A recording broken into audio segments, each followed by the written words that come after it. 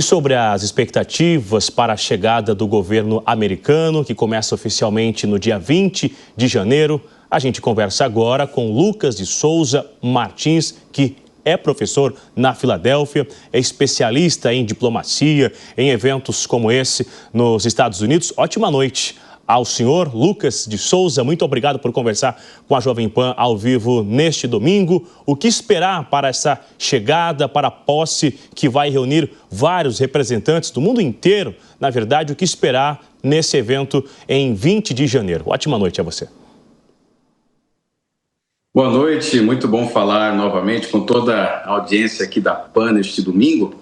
E já comentando, um evento histórico que será não só a certificação, também conhecida no Brasil como a diplomação do presidente Donald Trump, e um evento de posse, que acontecerá no dia 20 de janeiro, então faltam poucos dias até que Donald Trump tome posse para o seu segundo mandato presidencial, e as expectativas são enormes, com relação a vários pontos, também conectados com o seu primeiro mandato. Existe uma expectativa, por exemplo, que Trump, através das escolhas que ele fez para o seu secretariado, ele vai ter uma postura muito mais conservadora nas suas ações. Já declarou, por exemplo, uma série de políticas vinculadas, por exemplo, à questão da imigração, a forma como lidará, por exemplo, com a China na relação comercial, até mesmo com o Brasil especificamente. Portanto, se espera que nós tenhamos um presidente Trump que virá para o seu segundo mandato, muito mais conservador do que a versão anterior que nós tivemos no seu primeiro mandato, na sua primeira experiência como presidente.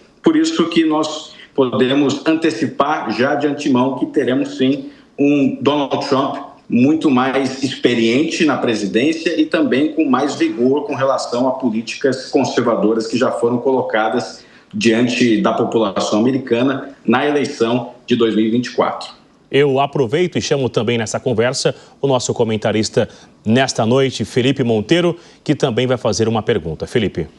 Boa tarde, professor. Prazer estar com você aqui com a gente, falando sobre um tema tão importante que pode mudar o formato do mundo, O presidente dos Estados Unidos, é bom lembrar que tem uma influência muito grande.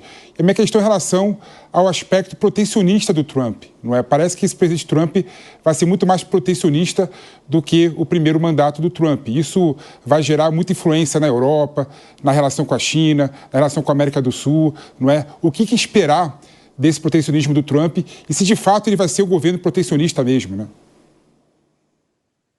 Pois é, Felipe, e já antecipamos, já percebemos que a forma como o Donald Trump conduziu a sua campanha, que vai trazê-lo novamente à Casa Branca, sempre recheada de uma série de afirmações contra a China, a forma como a China cuida de sua relação comercial com os Estados Unidos, com outros países, incluindo os países dos BRICS. Então, já podemos antecipar que, de fato, nós teremos uma política muito diferente daquela que existe atualmente com Joe Biden, por exemplo, quando pensamos na relação com Pequim. Agora, a grande dúvida que existe nesse momento é qual será o tamanho desta questão com a China, quando se fala, por exemplo, na hipertarifação de produtos chineses que chegarão aos Estados Unidos, ou produtos que vêm do sul da Ásia, por exemplo, porque existe uma expectativa de que o Donald Trump precisa lidar com o problema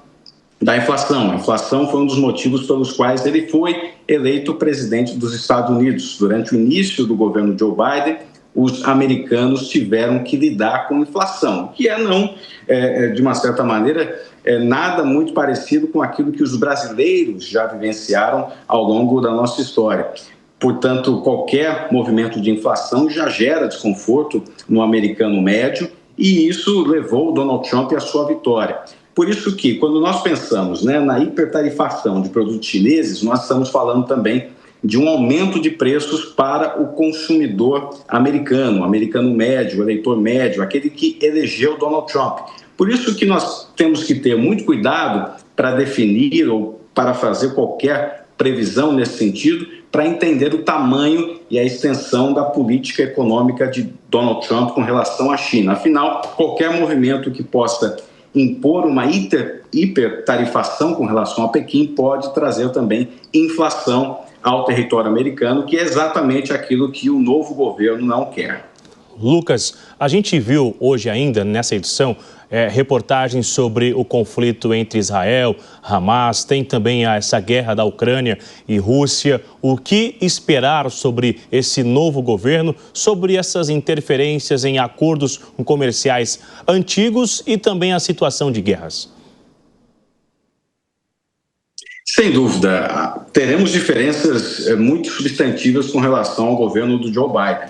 Vamos nos lembrar, por exemplo, que o último discurso do presidente Joe Biden na Assembleia Geral da ONU sinalizou para algo que Jimmy Carter, o presidente que faleceu recentemente, já pregava há alguns anos, principalmente nos anos 70, quando ele era presidente dos Estados Unidos, a existência de 2 estados na região do Oriente Médio, e foi uma posição que foi expressada pelo próprio Joe Biden nessa declaração que ele fez no seu último discurso como presidente na Assembleia Geral das Nações Unidas. Qual é a posição agora dos republicanos? Qual é a posição de Donald Trump? É bastante diferente dessa perspectiva. Não haverá, por exemplo, espaço para discutir a possibilidade de 2 estados. Existe um alinhamento muito maior, não somente de 2 estados, mas principalmente ideológico entre Donald Trump e Netanyahu em Israel. Por isso que o que nós podemos esperar é uma proximidade não somente histórica, como já existe desde a fundação do Estado de Israel, mas pela proximidade ideológica entre esses 2 chefes de Estado, nós podemos imaginar que os Estados Unidos estarão ainda mais alinhados a Israel do que estavam necessariamente no governo democrata de Joe Biden. Felipe Monteiro. Eu queria saber, Lucas, em relação ao Brasil. Muita gente tem falado que o Trump no poder pode acabar prejudicando a relação com o Brasil. Mas quando a gente pega historicamente a relação do presidente dos Estados Unidos, o presidente do Brasil, Bill Clinton era muito amigo do Henrique Cardoso e não teve uma aproximação maior, não é? Lula era muito próximo do Obama e não teve trocas comerciais maiores. Você vê que pode ter um prejuízo da relação entre o governo federal com Lula e o governo dos Estados Unidos com Trump, ou não?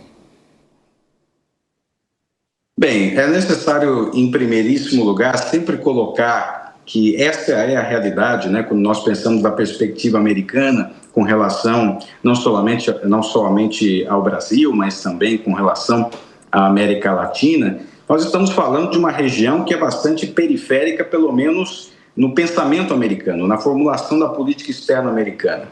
Ou seja, que nós teremos já de cara, até pela questão de ideologia, de proximidade, de políticas de Estado, uma proximidade que existirá entre Washington e Buenos Aires. Se existia, por exemplo, uma relação entre Washington e Brasília, baseada na questão de que nós tínhamos o governo democrata, isso deixa de existir na medida em que Javier Milei é o representante na América Latina que mais se alinha às políticas de Donald Trump. Isso é uma questão política. Agora, quando nós falamos da questão da relação bilateral, da relação comercial, o Brasil seguirá sendo o maior parceiro comercial dos Estados Unidos. Quando nós pensamos em América do Sul, o Brasil continuará a ser um indicador importante na relação dos Estados Unidos com a região, até porque a relação já existe muito além de estados, muito além de governos. Existe uma relação entre pessoas, entre empresas.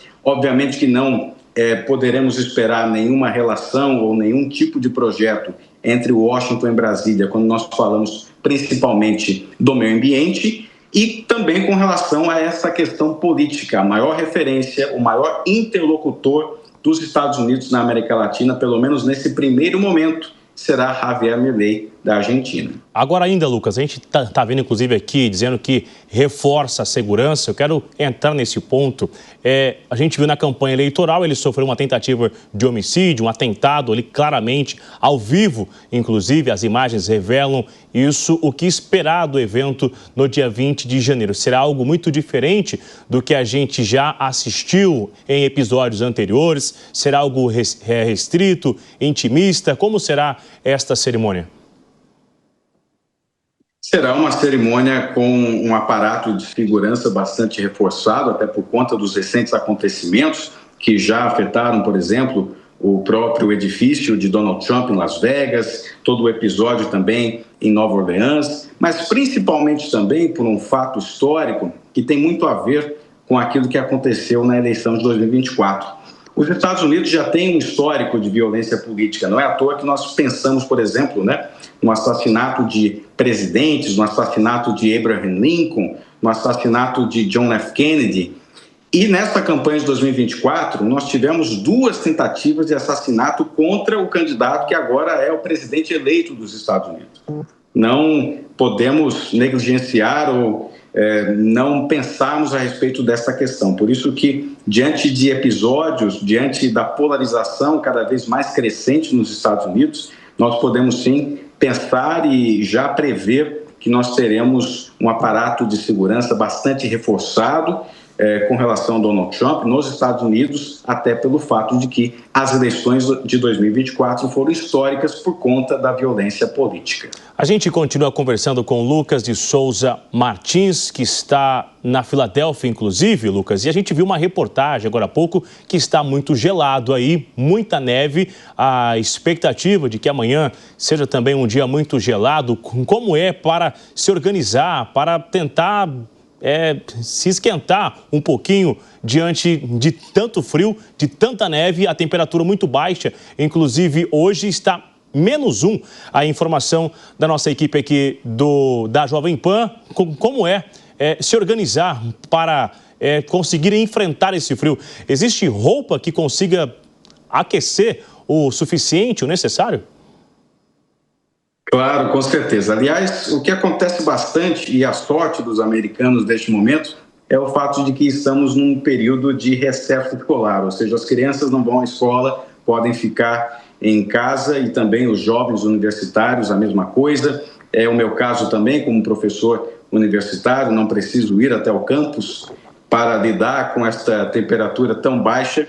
Mas o que acontece também é que, no costume, na realidade americana, principalmente os estados que estão localizados na fronteira com o Canadá, já existe também um certo costume de lidar com a neve, não é necessário suspender um grande número de atividades. Isso normalmente acontece nos estados do sul, quando existe neve, por exemplo, no estado da Geórgia, ou, por exemplo, no Alabama, em que é mais incomum de ter uma situação de neve, mas geralmente os americanos não somente já estão acostumados a lidar com a neve, inclusive reclamam pelo fato de que nos últimos anos nós temos tido menos neve do que o habitual, mas a tecnologia que existe aqui com relação a produtos, a jaquetas, a casacos, principalmente quando você vai subindo e indo mais próximo do Canadá, é uma tecnologia reforçada para aguentar o frio, que seja ele de -15 ou de -20. Naturalmente, existe uma tradição americana que permite que possamos passar por situações como essas com mais tranquilidade. Ótimo, excelente. Eu espero que você esteja em segurança, consiga se abrigar aí e consiga enfrentar esses dias gelados, diferentemente aqui de São Paulo, que está um sol para cada um. Ótima noite a você, ótima semana. Lucas de Souza Martins, que conversou ao vivo com a Jovem Pan. Lucas. Uma boa semana a todos. Muito obrigado. Ótima semana.